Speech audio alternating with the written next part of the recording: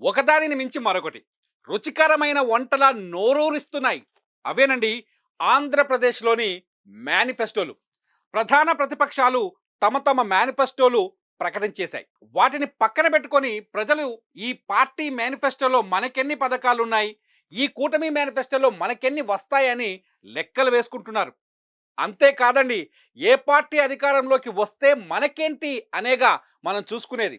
సరే, మనం కూడా ఆ 2 మేనిఫెస్టోల గురించి కాసేపు డిస్కస్ చేద్దాం. ఏపీలో వచ్చే ఎన్నికల కోసం అధికార వైసీపీ ఇప్పటికే మేనిఫెస్టో విడుదల చేయగా, తాజాగా అంటే మంగళవారం ఎన్డీఏ కూటమి కూడా తమ మేనిఫెస్టోను విడుదల చేసింది. అయితే ఈ 2 మేనిఫెస్టోల్లో కొన్ని కామన్ పాయింట్లు ఉన్నప్పటికీ చాలా వ్యత్యాసాలున్నాయి. ముఖ్యంగా సీఎం జగన్ ప్రస్తుతం అందిస్తున్న పథకాల మొత్తాల్ని అవి కొన్నింటికే పెంచుతూ మేనిఫెస్టో ఇవ్వగా, వాటిని ఇంకాస్త పెంచేస్తూ ఎన్డీఏ మేనిఫెస్టో వచ్చింది.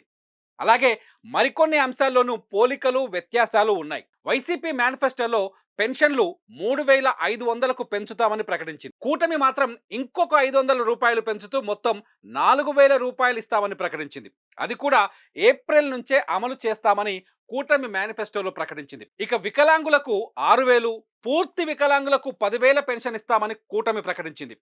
పెన్షన్ల పెంపు అనేది వైసీపీ 2 విడతలుగా అంటే 2028లోను 2029లోను రూ. 250 చొప్పున పెంచుతామని చెప్పింది.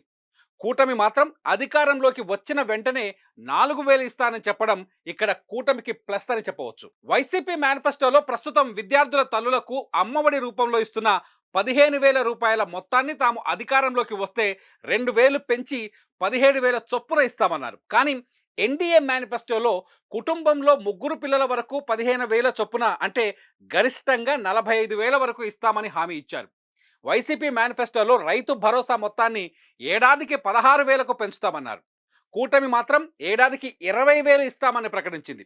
వైసీపీ మేనిఫెస్టోలో 45 ఏళ్ల నుంచి 60 ఏళ్ల మహిళలకు చేయూత పథకం ద్వారా ఇచ్చే మొత్తం 5 ఏళ్లలో 75,000 కొనసాగిస్తామని హామీ ఇవ్వగా, ఎన్డీఏ కూటమి మాత్రం 18 ఏళ్ల నుంచి 59 ఏళ్ల మహిళలకు నెలకు 1,500 రూపాయల చొప్పున ఇస్తామని ప్రకటించింది. వైసీపీ ఎన్నికల మేనిఫెస్టోలో 3 రాజధానులు అమల్లోకి తెస్తామని ప్రకటించగా, ఎన్డీఏ కూటమి అమరావతి రాజధానిగా కొనసాగిస్తామని చెప్పింది. వైసీపీ మేనిఫెస్టోలో లా నేస్తం, కాపు నేస్తం, వాహన మిత్ర పథకాలు కొనసాగిస్తామని, అలాగే ఈబీసీ నేస్తాన్ని 45,000 నుంచి 1,05,000కు పెంచుతామని హామీ ఇచ్చింది. కానీ ఎన్డీఏ మేనిఫెస్టోలో బీసీలకు సప్లాన్ ద్వారా 5 ఏళ్లలో 1,50,000 కోట్లు ఖర్చు చేస్తామని మాత్రమే ప్రకటించింది. అలాగే వైసీపీ మేనిఫెస్టోలో లేని అంశం కూటమి మేనిఫెస్టోలో ఉన్నాయి.